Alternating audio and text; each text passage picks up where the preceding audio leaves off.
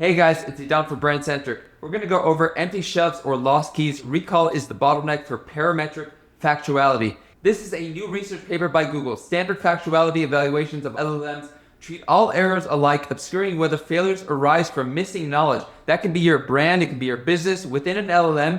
These are called empty shelves in this paper, or from limited access to the encoded facts. So limited access to retrieving that encoded facts.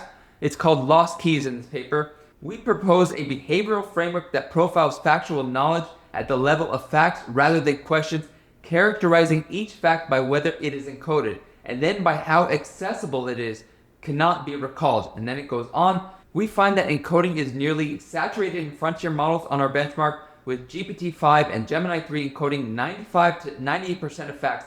However, recall remains a major bottleneck. Many errors previously attributed to missing knowledge instead stem from failures to access it. These failures are systemic and disproportionately affect long-tail facts and reverse questions. Finally, we showed that thinking improves recall and can recover a substantial fraction of failures, indicating that failure gains may rely less on scaling and more. If an LLM incorrectly answers the question, which famous band played their first gig at the Boardwalk Club? The answer is Oasis. Can we tell why? One possibility is that the LLM does not encode this information in its parameters, e.g. due to the limited data coverage or model capacity. Alternatively, a fact may be encoded but not accessible under different conditions than how it was learned. One example is the reversal curse, where an LLM can answer that Oasis played their first gig at the Boardwalk Club, yet fails to answer who played their first gig there. LLMs struggle to answer reverse questions compared to direct ones, despite showing no disadvantage in recognizing the correct answer under multiple choice evaluation. Why do LLMs struggle to access knowledge they have encoded? Our findings suggest that recall is tightly coupled to the conditions under which facts were learned, degrading when queries diverge from training time. You can see over here, this is very tied to semantic SEO, facts and questions. We define a fact as a proposition involving an ordered pair of entities, a subject and an object. So just to simplify the terms of this paper, I put this in a table. The concept encoding empty shelves, the fact was never learned or represented in the model parameters. The model genuinely lacks knowledge of an obscure event. Recall lost keys within this paper.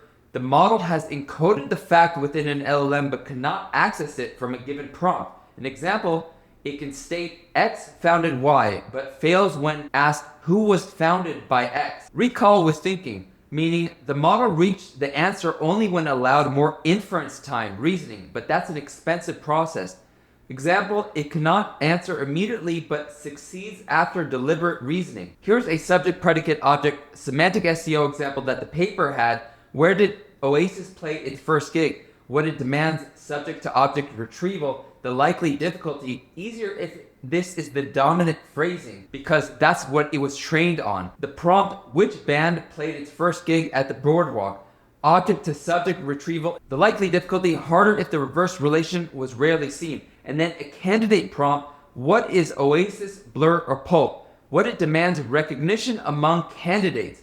Likely difficulty, often easier than generating answer from scratch. An LLM can have a fact stored in its parameters and still fail to retrieve it when you ask for that fact in a different direction. Why reverse questions matter. Suppose a model has repeatedly encountered Marie Curie won the Nobel Prize in Physics in 1903. It may answer that forward style question well because that's what the model was trained on, but it may struggle with a reverse retrieval prompt such as who won the 1903 Nobel Prize in Physics? The practical takeaway from this paper is to represent the same entity relationship from multiple useful directions. So the forward one is probably the one that the LLM saw the most instances of. So the forward, Marie Curie won the 1903 Nobel Prize in Physics.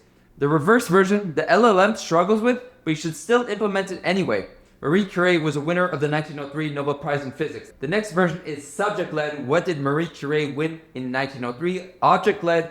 Who won the Nobel Prize in Physics? It's another version that you should implement anyway. The practical takeaway for SEOs, AI models and search systems may know a fact but fail to retrieve it when the question reverses the relationship. For SEO, publish your most important facts clearly in the forward direction and cover the natural reverse questions people actually ask.